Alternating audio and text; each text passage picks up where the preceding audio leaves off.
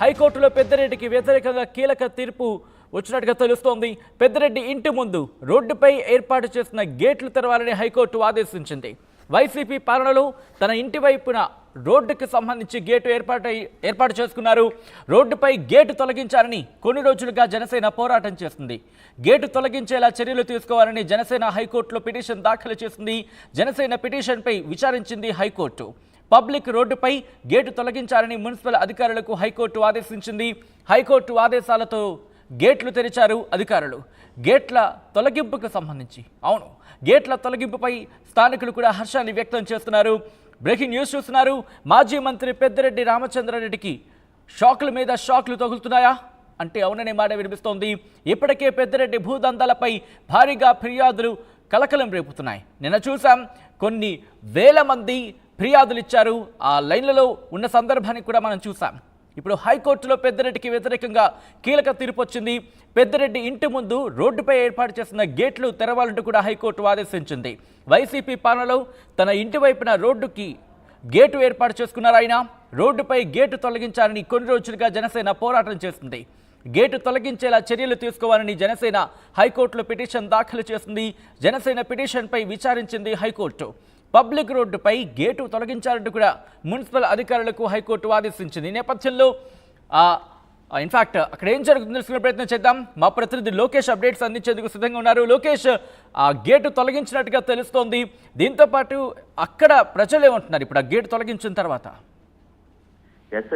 గడిచిన 5 ఏళ్లలో వైసీపీ పాలనలో మాజీ మంత్రి అయినటువంటి పెద్దిరెడ్డి రామచంద్రారెడ్డి తిరుపతిలో ఉన్నటువంటి మారుతినగర్లో ఉన్నటువంటి నివాసం వద్ద దాదాపు పబ్లిక్కి సంబంధించినటువంటి రోడ్డు, అంటే మున్సిపల్ నిధులతోనే ఏర్పాటు చేసినటువంటి ఆ సీసీ రోడ్డుకు సంబంధించి కొద్దిగా ఆయన ఇంటి ముందు, అంటే రాయల్ నగర్ నుంచి మారుతి నగర్కి వెళ్ళేటువంటి ఒక క్రాస్ రోడ్డుగా చెప్పాలి. ఆ క్రాస్ రోడ్డుకు సంబంధించి ఆయన పూర్తిగా కూడా తన స్థలంలో నుంచి వెళ్ళేటట్టుగా ఆ రోడ్డుని నిర్మాణం చేపట్టుకున్నటువంటి పరిస్థితి ఉంది. అయితే తన స్థలంలో నుంచి నిర్మాణం చేపట్టినప్పటికీ కూడా అది ఒక కాలనీ నుండి ఇంకొక కాలనీకి వెళ్ళేటువంటి రోడ్డు.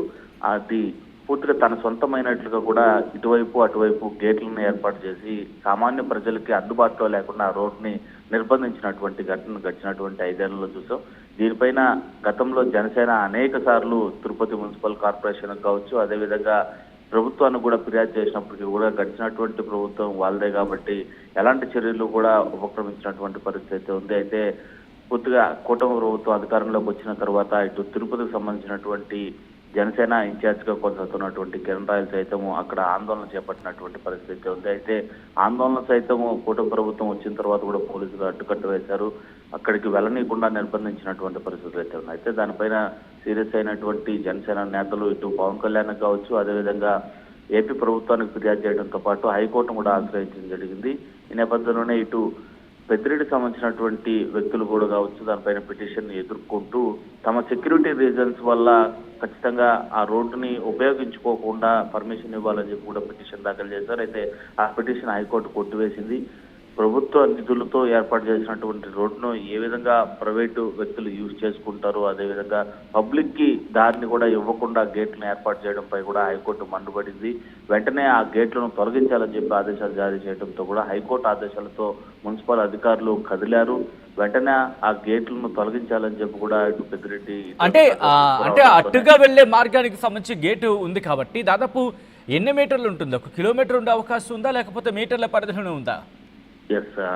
100 to 150 మీటర్స్ దారి వరకు మాత్రమే తన స్థలంలో నుంచి వెళ్ళేటువంటి సిసి రోడ్డు నిర్మాణానికి 2 వైపులా కూడా గేట్ను నిర్మించి ఎవరు కూడా సామాన్య వ్యక్తులు ఆ రోడ్లో నుంచి వెళ్ళేటువంటి ఆస్కారం లేకుండా వాళ్ళు ఇంతకాలం నిర్బంధించినటువంటి పరిస్థితి. ఎట్టకేలకు హైకోర్టు దానిపైన తీవ్రంగా స్పందించడంతో పాటు మున్సిపల్ అధికారులను కూడా ఆదేశించింది వెంటనే గేట్లు తొలగించాలని.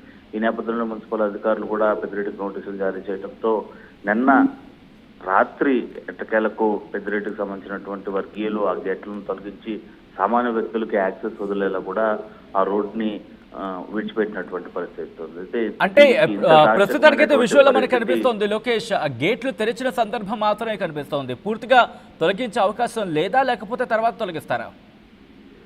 ఖచ్చితంగా మీరు అన్నట్లు గేట్ల నిర్మాణం చేపట్టినటువంటి స్థలం అయితే మాత్రం పెద్దిరెడ్డికి సంబంధించినటువంటి స్థలమే.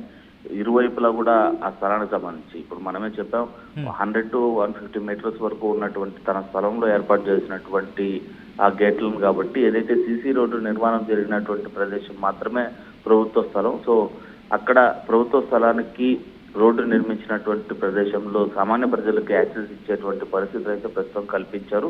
ఇక శాశ్వతంగా ఆ గేట్లను తొలగించేటువంటి పరిస్థితిని మున్సిపల్ అధికారులు ఉపక్రమించారు. ఆ చర్యలకు ఆ దిశగా పెద్దిరెడ్డికి ఆదేశాలను జారీ చేస్తారనేది వేచి చూడాల్సినటువంటి పరిస్థితి ఉంది. ఎట్టకేలకు కోర్టు ముట్టికాయలు వేస్తే తప్ప మున్సిపల్ అధికారులు కదిలేలా లేరు. అదేవిధంగా ఇటు ఎన్ని పోరాటాలు చేసినప్పటికీ కూడా ఇటు ప్రభుత్వం స్పందించకపోతే ఇలాంటి దారుణమైనటువంటి చర్యలే పునరావృతం అవుతాయి అనడానికి ఇదొక చర్యగా కూడా చెప్పేటువంటి పరిస్థితిగా చాలా స్పష్టంగా కనిపిస్తుంది.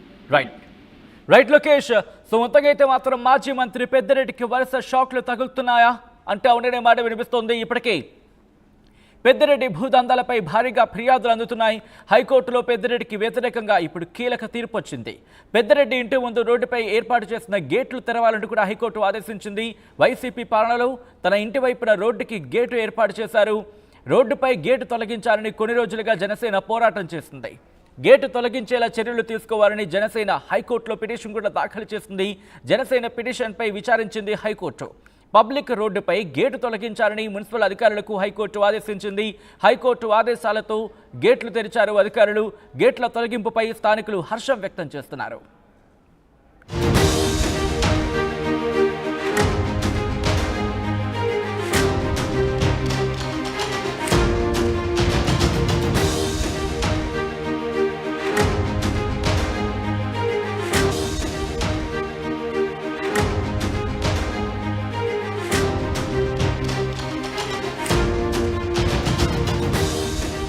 బ్రేకింగ్ న్యూస్ చూస్తున్నారు. మాజీ మంత్రి పెద్దిరెడ్డికి వరుస షాక్లు తగులుతున్నాయా అంటే అవుననే మాట వినిపిస్తోంది. ఇప్పటికే పెద్దిరెడ్డి భూదందాలపై భారీగా ఫిర్యాదులపై కలకలం రేగింది. హైకోర్టులో పెద్దిరెడ్డికి వ్యతిరేకంగా కీలక తీర్పు వచ్చినట్టుగా తెలుస్తోంది. పెద్దిరెడ్డి ఇంటి ముందు రోడ్డుపై ఏర్పాటు చేసిన గేట్లు తెరవాలని హైకోర్టు ఆదేశించింది.